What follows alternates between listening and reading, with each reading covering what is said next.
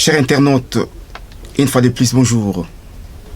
Grande est notre joie de vous savoir nombreux à suivre votre magazine, Le Point Silésie. Nous sommes samedi 30 avril 2022 et l'actualité nous appelle à venir parler de la République démocratique du Congo. Alors, évidemment, aujourd'hui, nous aurons un thème principal qui est la réalisation du président Félix Tshisekedi 3 ans après sa prise de fonction.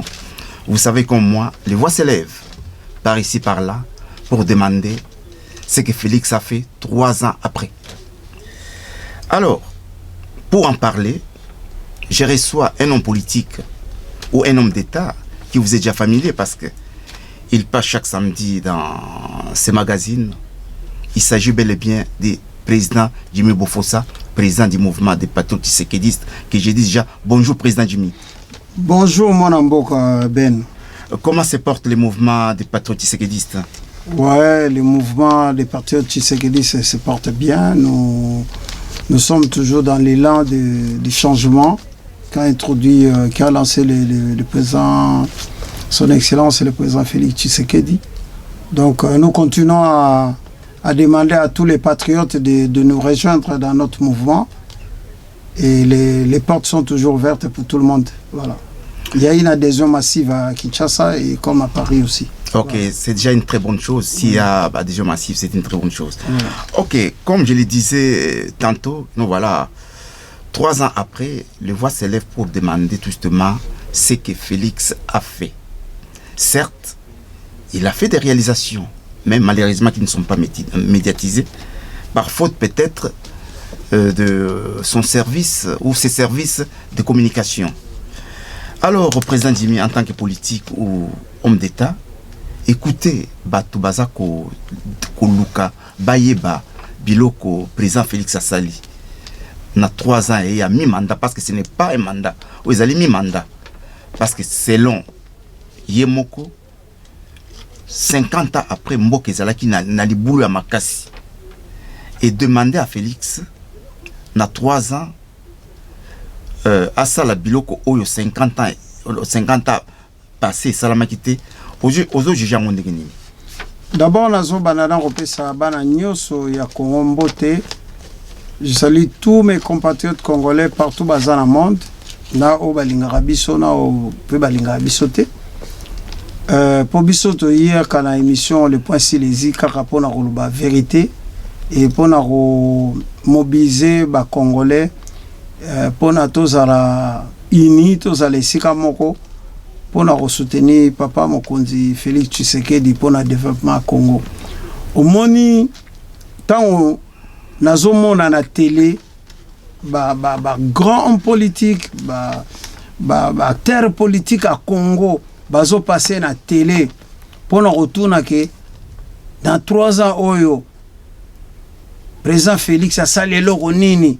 Bon, moi je m'étonne même les gens qui prétendent que va soutenir président Félix Tshisekedi, mais je le vois à la télé ba retourner et l'oronini président Félix Tshisekedi a sali et ils n'arrivent pas à répondre, ils n'arrivent pas à donner des éléments. Moi ça me surprend. Nazo mon des pays tous un problème au Congo, mais déjà arrivé à présent Félix Tshisekedi ça mis dans l'élection étant où a prêté serment le 24 janvier 2019. Première chose président Félix a sali d'abord il y a libéré il y a reçu décision à libérer les prisonniers politiques nyonso à Congo. Babimi a libéré bango abimbo kezali ya bino boko ko kanga bato bazo pesa ba opinion contraire na bino te abimi si ba prisonnier politique ba Frank Diongo je citerai ba Diomi Ndongala ba Firmin Yangambi ya société civile ba bimisi Edi Kapend mais ezaki dia signo moko makasi pona mboka.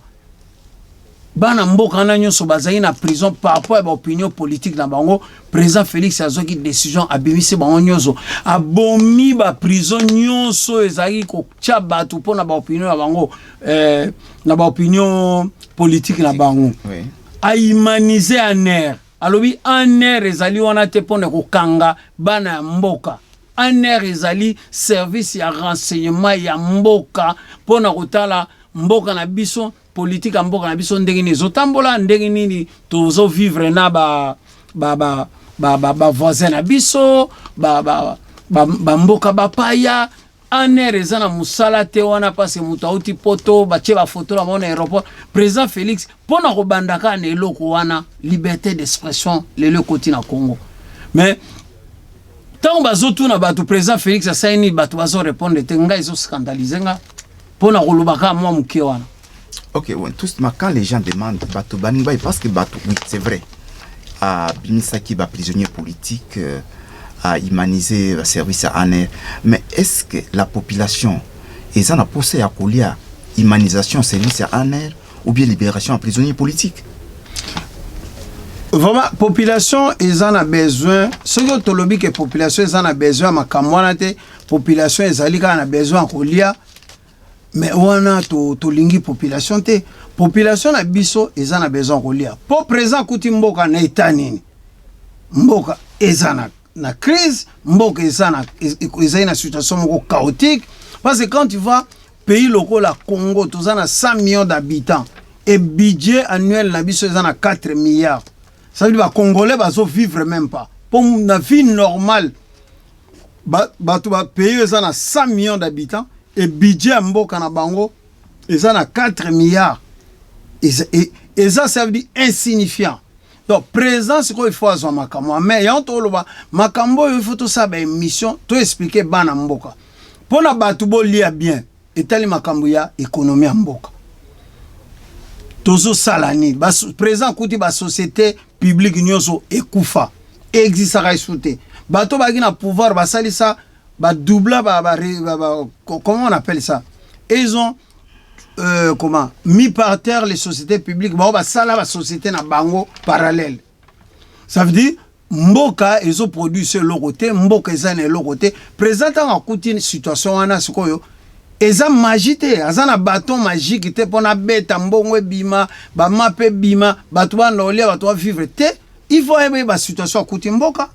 Ata la siko ba mécanisme nini ko mener mboka na biso to relancer yango sur le plan économique. Mais au moment la politicien au Congo, jamais moko le kana télé pena expliquer peuple que non botike la mona mboka tant asala parce que akuti mboka na kao sur le plan économique ezakaboye tozana tozo produité tozo teke lokote biloko tout bazwa mboka na otage ba bandi miyibi bazo yiba biso ba richesse ezoke libanda. Tout le monde a un exemple ndenge ba ancien PCA ya Jekamina expliqué qui il s'appelait même comment Albert Yuma. Oui. Mais vis-à-vis ya ba situation nyozo imagine le président ko sala ka brise comme président le biloko lié tonda na Congo. Mais non, ça se passe pas comme ça ndeko ngai. OK, alors token de volet par volet. Donc oui. allons on peut pas token de mbalamoko. Oui. Alors parce que tokozo volet politique, volet économique, na volet social. Voilà. Alors du point de vue politique d'abord. Voilà. Et là on est au Félix Sali au vraiment peuple en tout cas à Sepelinango. Déjà liberté d'expression en Congo. Oui. Politicien nyonso sur le plan politique, politicien mokaye bisabiso ke akende ko sa meeting na e bakangiye. Oube baboya sa la meeting azo exister soute na Congo. Donc sur le plan politique déjà, ezali déjà un grand avancé pour Namboka. Est-ce qu'il n'y a pas de prisonniers politiques? Non, non, sous Félix, il n'y a pas de prisonniers politiques. Non, on va salir ma bébé Kangi, ou bien, Moutouba salir ma Kamboumoro, à ça, il y président Félix a ordonné Bakangi. Il n'y a personne. Il n'y a personne. Mais tout récemment. C'est ce que nous, on remarque, c'est qu'il n'y a pas des opposants politiques au Congo. Mais tout récemment, parce que nous sommes tous dans un volet politique, tout récemment, oui. Il y a le parti cher à Martin Fayulu décidé, oui. A voulu marcher ou tenir un meeting, oui. Mais qui a été réprimé par les sangs. Est-ce que je ne sais pas si tu es au courant. Non, mais je ne sais pas, marche wana bango basalaki, ceux qui sont réprimés, est-ce que va une autorisation dans la ville? Parce que quand on parle de la liberté d'expression peut être conditionnée, papa. Tous en la libertinage, ils sont conditionnés parce que nous vivons dans un pays aujourd'hui, et un pays à la loi.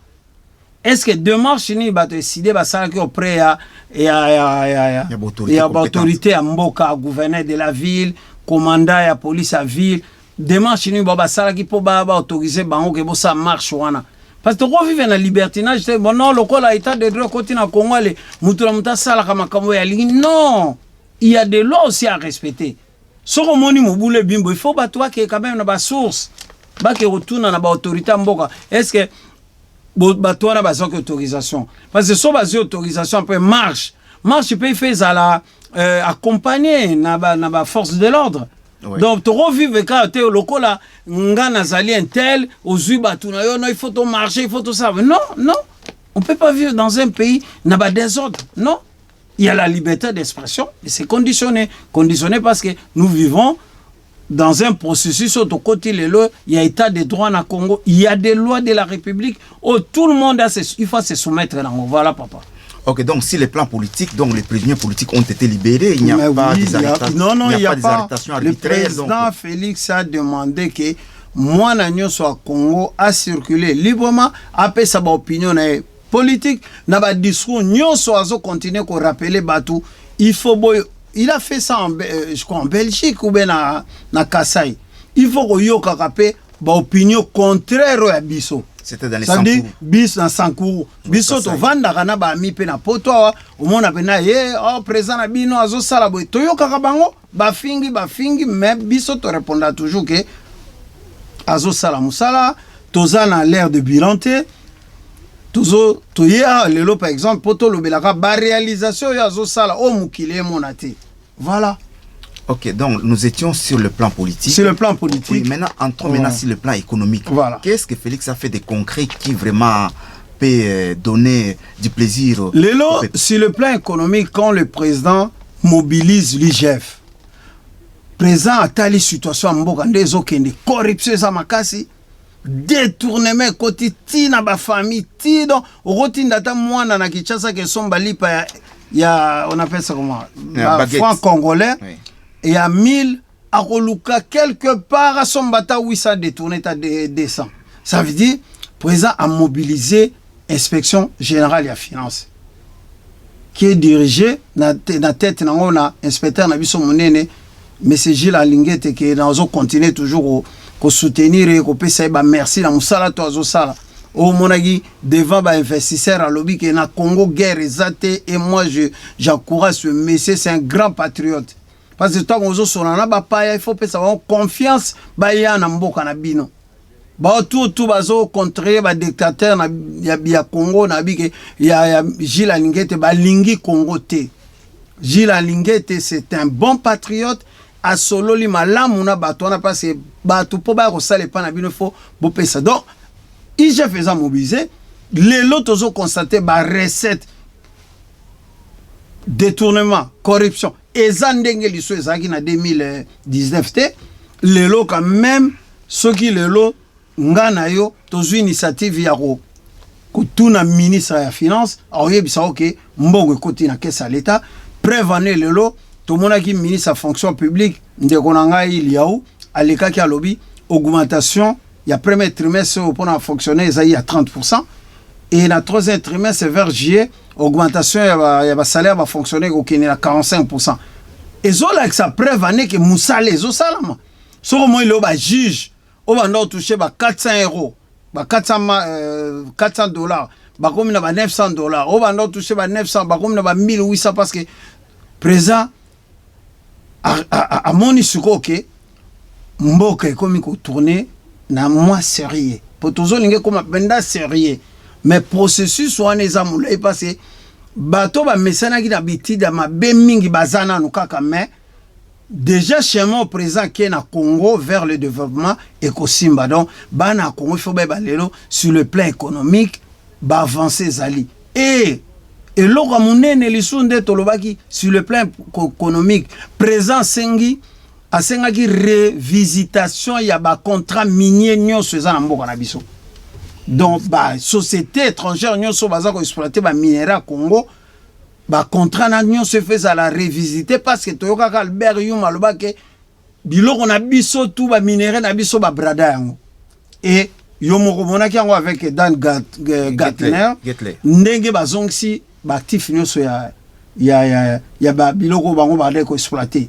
eza ba pétrole eza la minerai na biso voilà ba avancer zali présent za toujours na direction wana c'est quelqu'un qui aime le Congo et tozo senga kaka na ba robot communicant na bato nyonso ba aîné bato batondi na haine ba meka otala misala présence au sala papa. Oui, justement, tout à l'heure, vous venez d'évoquer l'IGF avec Gilles Alinguette. C'est vrai, certes, Gilles Alinguette est en train de travailler, mais il y a toujours des détournements, président Jimmy. Non, mais justement, on a eu ça. Au moni, na ligne na pèse exemple, moko. Au moni tango, Moïse. Au moni Moïse tango azo abimi na bana Israël na Égypte. Bazo kenantela. Ouais. Bato bandeko oba mesana déjà na babitide ya mabe oba ko ndima sous souffrance c'était pour to luka intérêt général ba continuer ko tombokela Moïse na nzela eza nzelo président Félix amemi biso eza nzela mo facile te po to kozala toujours na bitumba na bato ba mesani na babitide ya mabe les égoïstes les détourneurs les tueurs bato balingi Congo ezala toujours na position ya kokufa ça veut dire bato wana bakotika te ya moni bazo continuer toujours koyiba mais lelo biso tozobelela bato wana et population pe se koti na processus wana ya lelo ya kobelela miyibi so moni même exemple pas ba émission lokola ya bandeko na biso ba Israël Mutombo au moins à chaque émission azo parler na nukaka na ba politiciens bazo yiba ba détourneur bato ba lingi Congo te o ba message na ba mauvaise habitude et lo wane ko si la kaka du jour au lendemain te et ko zoata mais chemin auto que na ça déjà bien. OK, restons toujours dans les chapitres économiques pour dire. Alors président Jimmy. Oui. Comment expliquer parce que à l'époque du régime de Kabila, le budget de l'État avoisinait 3 milliards 504 milliards. Voilà. Et aujourd'hui, on parle de 11 milliards. Comment tu peux expliquer, Ninouana, pourquoi Tango Kabila, 18 ans, ils ont 3 milliards, tantôt 4 milliards, mais Félix, ça y est, même pas mandat, parce que autres ont mis mandat. Oui. Mais on parle déjà de 11 milliards. Et là, on les a expliqué, c'est vrai, IGF. Est-ce que ça a IGF? Mais justement, le problème, il y a vision. Mon itoza, le chef de l'État, oh, Lelo, vision, il y a Congo vers l'excellence. Il y a un Congolais, na centre à politique, na pèse exemple, il y a Makambo, il y a tant présent à Tchénéti, gratuité, il y a Sema na Congo. Oui. Au monaki, batumsu batelemi baboyi surtout église roi catholique toute église wana eza subventionné na l'état mais baboyi balité monseigneur alekina batele ba combattre gratuité ya nini ça veut dire pendant l'action que bonne volonté politique ezali na chef de l'état na biso azalelo o biso MPT tozo soutenir tozo accompagner vision nae donc bonne volonté ezali mais bateau balingi ba bloquer mboka ezali au moins to leka ki na 18 ans ya ba 4 milliards ya budget mboka mais avec présence ya président Félix lelo ndé nazo expliquer ça veut dire koyiba ngo caisse à l'état place na ministère finance place ba recette na biso ekotaka lelo batu ba komi mwa ko banga do koyiba ngo eza su ndenge ya tango Kabila te lokola ba mesana déjà naki muyibi siko ba moni siko que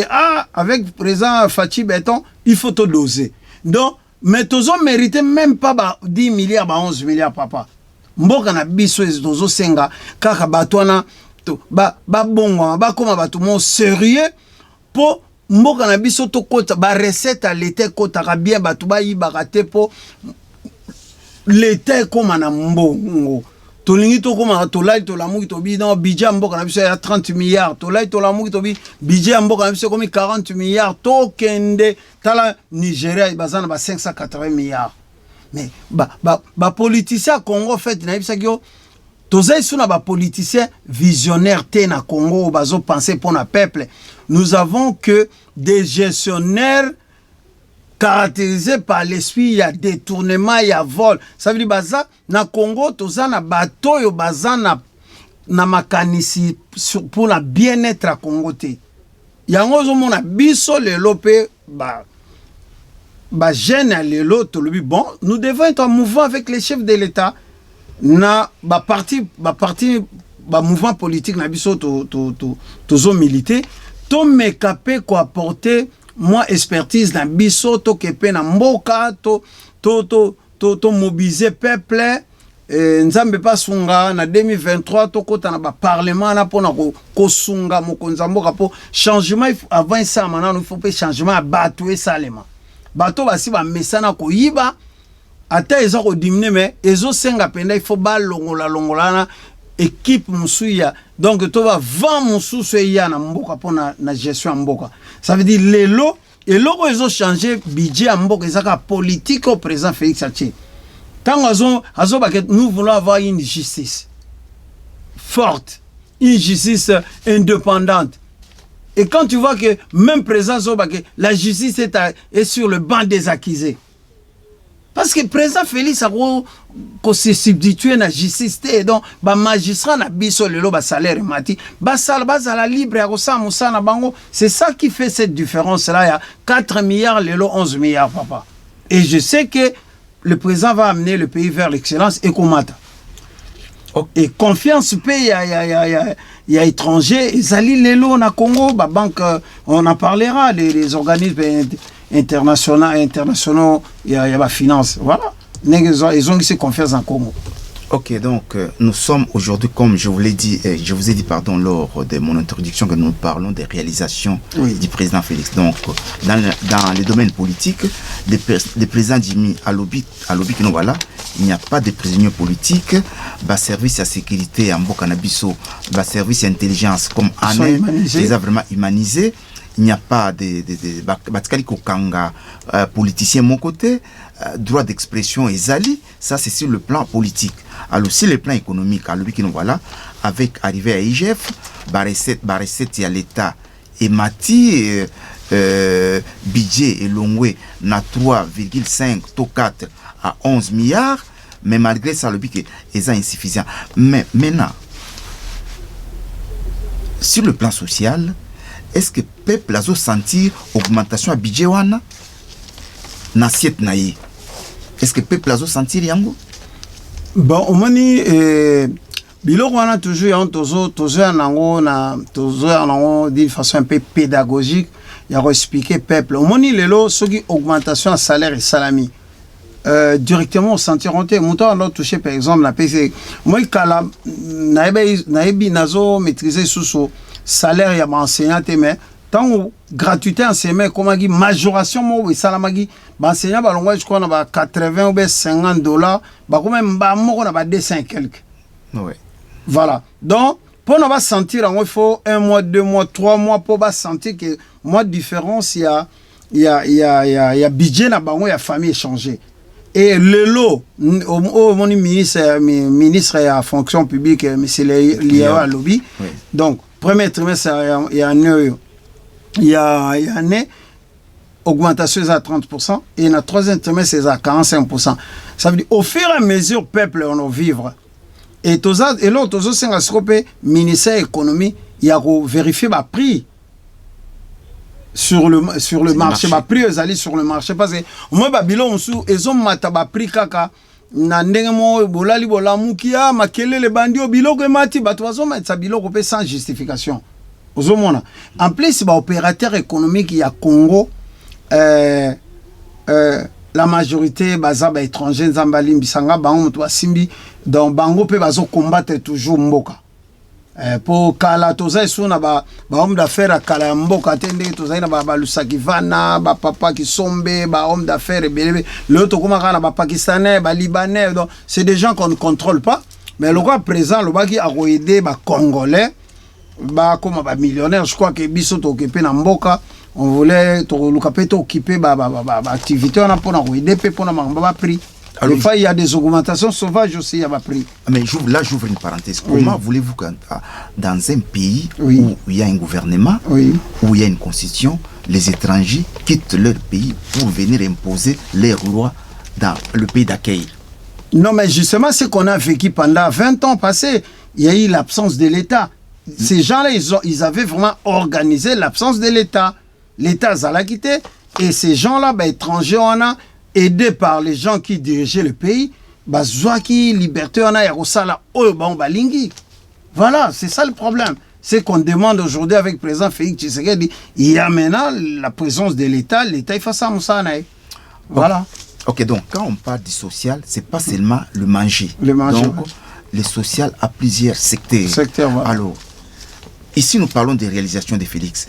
Alors, prenons par exemple du point de vue santé. Qu'est-ce qui s'est fait réellement depuis qu'il est au pouvoir? Et là, on a mais au moins déjà, je ne parle même pas du président. On parlait par exemple de la femme du président.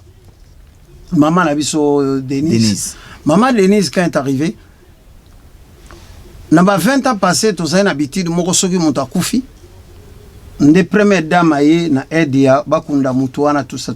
Oui. Mais au moniteur, maman Denise Aye, a bengi d'abord, à ce exemple, qui était comédien. A bengi bango, a instauré bango, ce qu'on appelle ici, assurance santé. Aux hommes, a zoli batouana, assurance santé, ça veut dire, a beli à qui quelque part, va soigner. Au moins déjà, c'est plus la même méthode. Donc ça veut dire, il y a quand même un avancé dans la santé dans le Congo. Et le président lui-même a initié ça. Et privé, partenaire privé, il y a un mutuel de santé pour le peuple à côté de la pour santé à Congolais et s'améliorer, papa. C'est ça, Toroloba. Est-ce que les hôpitaux ont été construits? Actuellement, il y a maintenant construction, il y a 4 hôpitaux dans Mbujimaï. Il y a des travaux, je crois, qui ont commencé pour nous réflexionner. Mama Yemo. C'est en cours. C'est en cours.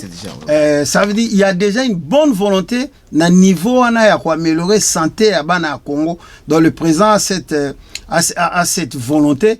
Et zo salama mais ndenge oloba ke makambo mingi président salama et zo loba maté parce que on appelle ça secteur na ya communication et zo faillir na mission na bango. Donc biso tozo obligé ce ko ya ko lukaka qu'est-ce que le président fait pour te expliquer à peuple ozo mona même makamba ba route banzele zo salama mais au moment un grand monsieur Leki ba tout na président sali ba ramni président Félix Sali bazo kokolo bango te. Baroute à Bassosa Yangwana, ils ont réflexionné. Baroute ébélé.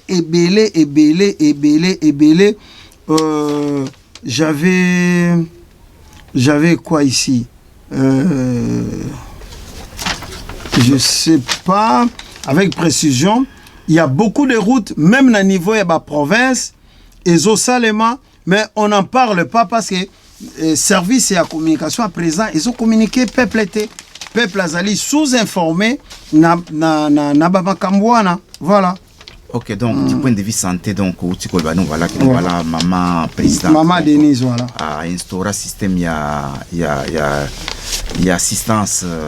Avec la mutuelle. Assurance maladie santé, voilà. Ah, oui. Effectivement, il y a eu des hôpitaux qui se sont construits à travers la République. Je prendrai par exemple les cas de l'hôpital de référence de Lumbashi qu'on appelle hôpital Johnson Swendwe. Johnson Swendwe, voilà. Donc, a été rénové. Et puis, comme un standard, vraiment, il y a Epaïboui. Au Kassai, il y a aussi des hôpitaux. Dans les bandes nous-mêmes, et c'est à travers la République. Alors maintenant, nous quittons la santé maintenant. Et du point de vue éducation, est-ce que le président, est-ce qu'il y a eu des écoles, les écoles qui ont été construites ou c'est toujours les anciennes écoles qu'on est en train de, c'est-à-dire d'augmenter le nombre des élèves? Si, il y a construction des écoles. Il y a dans ces domaines-là, ce qu'on demande à nos services et à presse et à présence, c'est de filmer la construction des écoles au niveau des provinces, Mbujimaï, même au niveau Équateur, partout par là. Il faut pas filmer quand on va l'accès au peuple, même si ils font pas ça toujours, c'est Israël Mutombo, Christian Bosembe, qui nous aident dans ces domaines-là.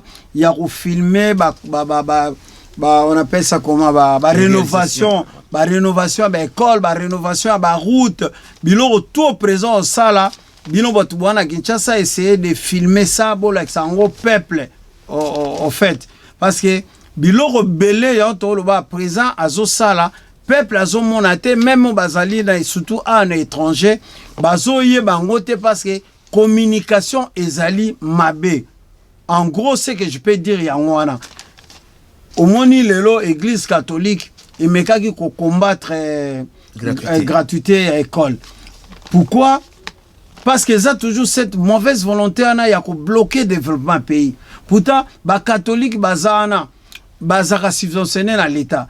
Ba catholique bazana balingaki ba professeur na bango baba na retoucher ba mboka na privé ba para ba futaka classe chère.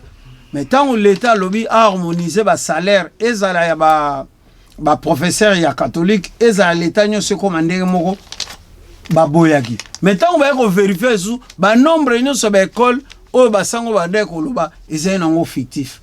Ba école misus existe na ngote. Donc même église catholique et okaki soni. Ça veut dire tozo loba na bato nyoso baza ko accompagner chef de l'état surtout service à presse ba mekapena ko sala musala na bango parce qu'ils sont payés pour ça. Voilà. OK, donc je tiens à rappeler tout justement avant de boucler tout justement ces chapitres sur les réalisations du président de la République, que je tiens à signaler que voilà, au moment où nous sommes en train de tourner cet entretien, il y a des aéroports internationaux qui se construisent à Mbujimayi et puis à Kolwezi dans les Lualaba.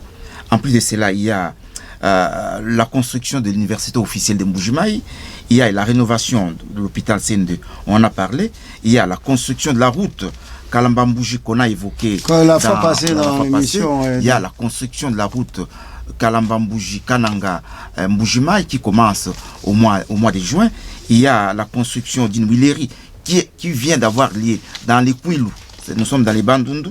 Et puis, il y a construction des écoles, en tout cas, dans la province orientale, l'Équateur, dans les Bandundu, dans les Sud Kivu, Nord Kivu, voire dans les Maniema. Dans les Bas-Congo aussi. Dans les Bas-Congo. C'est-à-dire, il y a des réalisations, certes, beaucoup de réalisations que Félix est en train de faire, mais malheureusement, qui ne sont pas médiatisées faute à la défaillance des services de communication de la présidence. Sinon, nous, journalistes que nous sommes, nous détenons en tout cas beaucoup de réalisations. Alors, nous bouclons ces chapitres des réalisations du président pour entamer maintenant les sous-thèmes de notre entretien, qui est tout justement l'adresse que Félix a adressée par vidéoconférence aux rebelles qui se trouvent à Nairobi.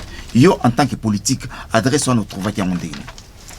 Papa nanga yo moni adresse au président Félix Asali na ba groupe rebelle na Nairobi na sous médiation ya présent Uhuru Kenyatta qui tozo saluer to bois qui la pe ba fleur na musala zo na implication na epo na paix na Congo. Et ça simple papa na ebisa ki na émission de l'école na ebisa ki papa M23 n'existe pas. Ouais. Et dans l'Obagi papa, au Congo, nous devons préserver l'alternance politique automona qui est na Congo. Le 24 janvier. Passation à pouvoir entre l'ancien président et le nouveau président, son excellence Félix Tshisekedi. Dans l'Obi, il faut garder en haut. Moi, na Congo ya solo. Même le président Uhuru Kenyatta sali message moi na ba Congolais na Swahili. Congo basala ngo pona bino moko ba Congolais. Siko bokozwa minduki bo banda ko bomana pona Congo ezali nini? Vous êtes des maudits ou vous êtes des gens normaux? Moi na Congo ya solo alingaka Congo un patriote. Comment aussi ma minduki na pays ezali o démocratie ezali o banda ko boma batu. Pona ba étranger mo balobi na yo boma batu poto yibaka ba minerai ndako na bino. Ezani mwana ozana ndako.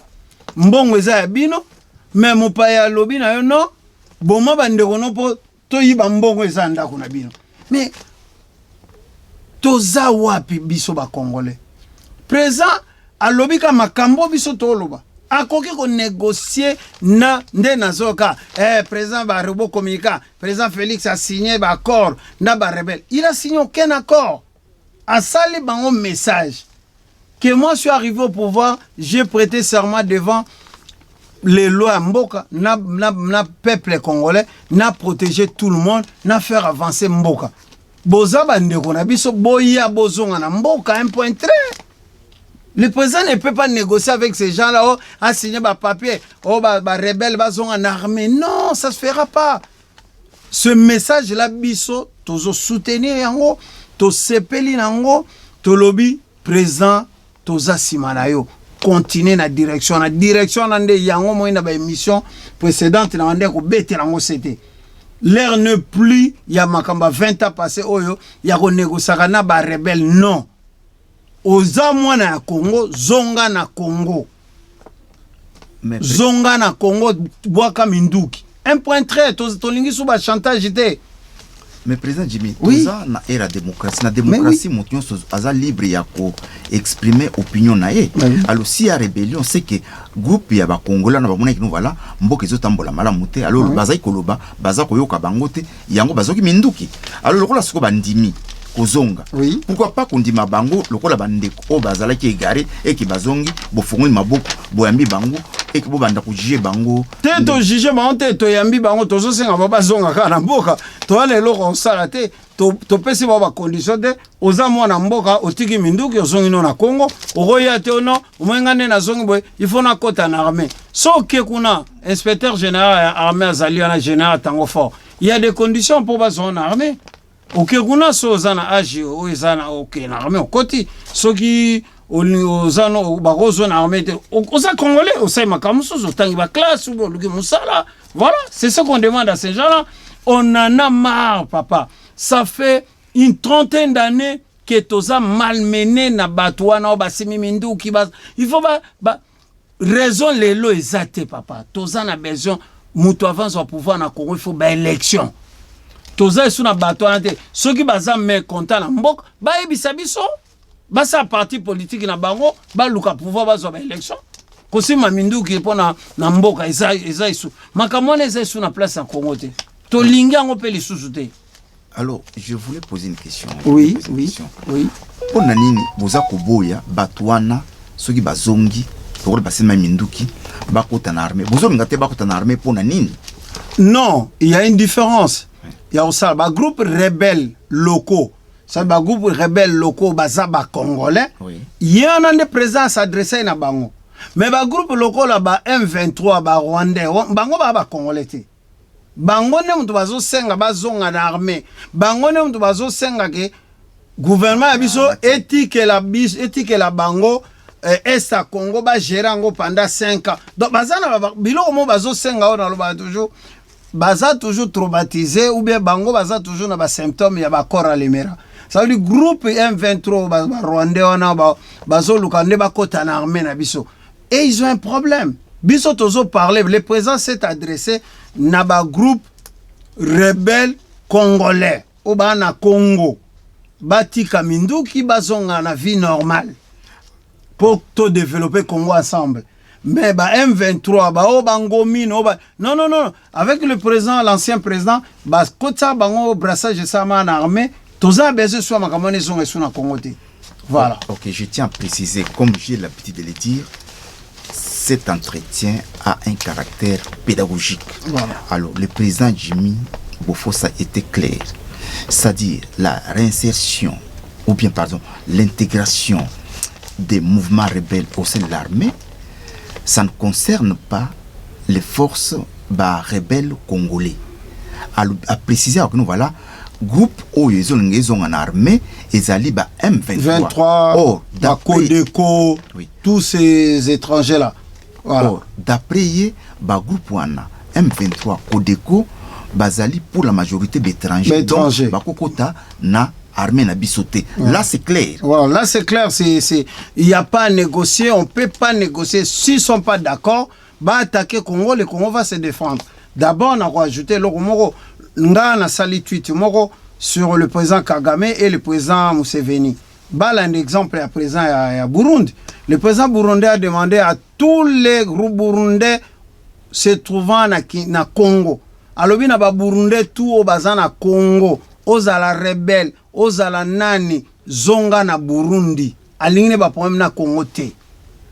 au moins message ça veut dire ce groupe moi ba rebelle ba Burundais ba na Congo présent la bino votre président vous a demandé de rentrer chez vous et tolingi pour na to vendre la peine ba voisin na biso kimia présent Kagame Salango présent Museveni Salango abeng sa ba groupe na bango na nyonso ya ba Rwandais ya ba Ougandais ba zonga mais Ouganda pour l'instant il y a une mutualisation avec nous pour na ko bengana ba M23 na ba ni on travaille ensemble et tant on musala ne aussi là ba kozonga na mboka na bango voilà il faut pas que la biso temps armée na biso s'organiser ndeto lobaki to comme un jour t'as 10 millions des hommes na armée na biso le pays sera respecté.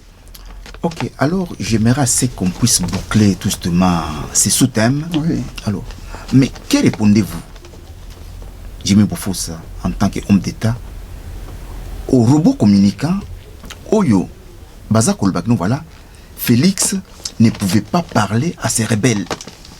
Félix ne pouvait pas négocier retour ya Batouana Namboka. Non, bango ba sa confusion. Moni ba robot communicant, tozolo bake, tokotiki ya bango sous-tante biso photo expliquer la population maramne zoleka. Le président, notre président Félix s'est adressé na ba groupe rebelle congolais. Ayebisi ba congolais na nyoso ke ya komaki président pona luka ba problème na bango te. Azana aza l'écoute ya tous les congolais. Congolais oyo tomboka ki pona mboka osimba ki minduki aza prêt pona koyoka tout le monde. Donc asengi na bango ba ya mboko oyo Congo bakoko batikela biso ezali poto développer yango pour mutu tout congolais toi se retrouver. Toza besoin te au Congolais moi sima minduki pa bana boma baninga na ba raison moko oyo etalika ye moko non. Le président Félix il cherche l'intérêt général ya biso ba congolais poto vivre en paix. Ba robot communica bato botondi N tozo expliquer bino que président Félix message à sali yango na ba groupe rebelle étranger te a sali yango na ba groupe rebelle congolais o bazaka na Congo. C'est clair. Eza clair beaucoup sa population te et président Félix peut aké ko signer la bango ba papier te ayebisi bango bozali bana mboka bozonga na mboka. Il y a une commission eza en place pour nous s'occuper na bato na bazonga na mboka.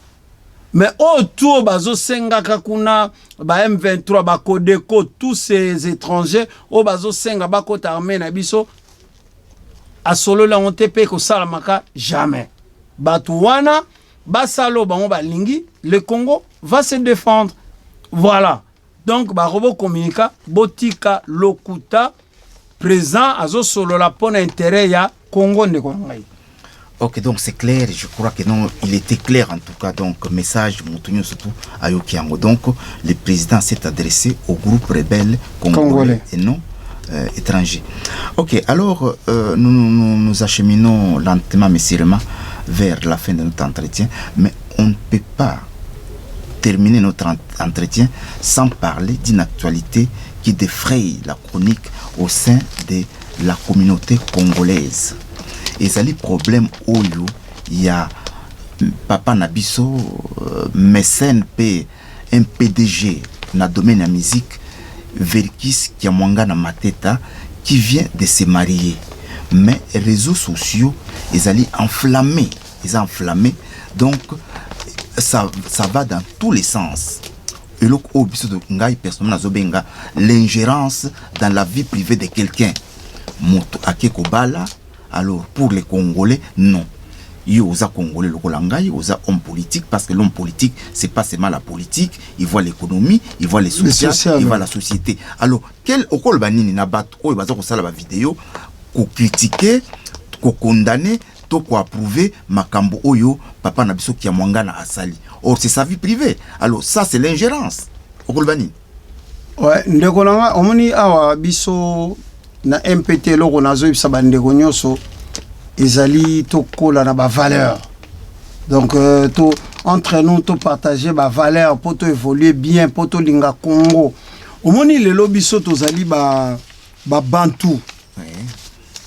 Na rappela camarade nanga dit le Fongola toujours que omoni entre biso ba bantu tozaka na ba respect moboy toza na bokoko omoni mutu lokola papa Verkis Kiamangana azali papa na biso c'est un grand monsieur o asali trop pour na Congo maintenant ok kuna misala na été mais c'est un papa aza d'abord libre vie privée na mutu akoko kotango azate même bano ya boti baza bande kona biso je suis ami avec son fils ici biso to peto za bana mais papa soka bali bino bana vous avez rien à dire moi na soka moni papa sa likambo akenda pembe na papa na bokoko na biso ya lisoki papa sa ki likambo asai mabe oke pembe na papa na ina solano olobeli papa na malebe papa koyebisa ba raison na kimia soki bomoni batu bakomi koleka na ba TV c'est ce que je parle toujours les inversions de valeurs chez nous ba congolais tout ça est na ba cerveauté tala papa monene boye mutu akopesa respect na musala to sai pona mboka les gens passent à la télé pour nous bana kolobela makam na ya vie na privé papa il y a un problème nous les leaders d'opinion dans le monde de côté politique donc ça vient toujours que Jimmy vous avez un problème vous avez une grande charge il y a toujours dans média pour nous expliquer que batu bozonga na raison batu bozonga mitwezonga normal papa Verkis il a le droit de faire ce qu'il veut dans sa vie et on est sa vie privée nazo c'est même bano ayemoko mutako lekana même bano ayemo baza autorisé te ba lekana télé pour bando critiquer makambo papa ça non c'est non et ça makate nous sommes des bantous les parents sont sacrés voilà c'est de l'ingérence dans la vie privée voilà non les parents sont sacrés papa ça likambu koya na médiate kolobate kende komona en privé à papa ça pour nani on peut sur ba raison en fait lui il fait sa vie même soit Botibiso, mais il fait sa vie. Voilà. Il y a ordre privé, mais c'est comme quelqu'un, personne n'a le droit sur la place publique. Non. Non, il faut tout zonga. Naboko konabiso, naba respect wana, il fait zonga même à Kamona biso pona mboka nabiso. Au Congo, nous, on doit apprendre à nos enfants aujourd'hui qu'un chef, c'est quelqu'un qui est sacré. On passe par la télé pour nous finga makamambebe sur un chef. Aza même chef, il y a parti. Aza la chef, il y a localité. Aza chef, il y a gouverneur de la ville. Aza la chef, azali moukonzino armée, au chef de l'État, au l'ancien chef de l'État. Toza na droit ya kofinga batu wana te. Toza na droit ya ko respecter batu wana. Mais critique sur leur gestion, on peut le faire. Ah non, ancien président a géré que l'orbo mabe. To finge te wana manqué respecter. Voilà, parce que le peuple baza na droit, il y a explication sur la gestion ya mboka. Soko géraki ville à Kinshasa, ndenge kulutu na biso ngobila zana. Un jour sera long, bato wa sa bilan. Gouv au géraka mboka ndengeni, au géraka yé gouverneur ngobila par exemple, tant qu'on soit qui vit à Kinshasa. Il est passé à la télé. Après ça qui situation financière il y a ville à Kinshasa. Oui. C'est ça. Est-ce qu'il y a finga qui papa Kimbuta? Non. Une dette de 60 millions. Voilà, il a parlé juste de la dette au ezana ville, mais finga qui grand frère na Kimbuta te. Non. Donc tozonga batu il y a vivre seulement et on sera en paix avec tout le monde. Voilà. Ok, nous sommes à la fin de cet entretien. Alors j'aimerais à ce que tu puisses donner, c'est-à-dire saluer un peu le membre du mouvement des patriotes tshisekidistes, ceux qui au Koki Kosalango pour quelques secondes quoi. Ah ben voilà, on continue à mobiliser. C'est par exemple à Paris ici, tout ça na basale nzambe lokola Amédée Monzali, la maman Pichou na Rennes, to tinde la bomba fiche d'adhésion pour na baba ndape ko zula biso batu na Rennes, to ça na afo diaba na Grenoble, to tinde bino ba fiche pour na ko adhérer ka ba membre parce que tozo senga na ba patriote tout au balingi Congo va rejoindre biso, tout travailler ensemble. Napesi Mama Jolie na biso mbiombi na Persambote, napesi secrétaire général na biso na Kinshasa Madame Nelia oyo azosala mosala monene, napesi mbote na membre na biso chargé à mobilisation Papa Isaac Lumbu Bambote, napesi papa Nabiso Didier Mukeni chargé à discipline nakata MPT Mbote, batu nyonso nazo compter na bino. MPT porte ezai ouverte pour tous les Congolais, tous les patriotes, boya to sangana, to soutenir Congo, to soutenir mokonzi mboka pour développement à Congo. Voilà, na pespe Mama Jos Mbote motema papa Ben et dit le fungo là ba bon rétablissement na maman, tout ça de cœur naé, tout ça toujours ba prière. Voilà, je salue toute ma famille. Voilà, ok, donc nous sommes à la fin de cet entretien. Merci d'être nombreux à nous suivre et j'espère vous retrouver le samedi prochain pour un nouveau numéro. Cela dit, portez-vous bien, sans oublier un grand coucou à James Lukezo qui se trouve à Kinshasa, notre réalisateur. Et Christian aussi. Et Christian qui se trouve à Merengis ici. Alors, portez-vous bien et à samedi prochain. Au revoir. Charlie Matomine.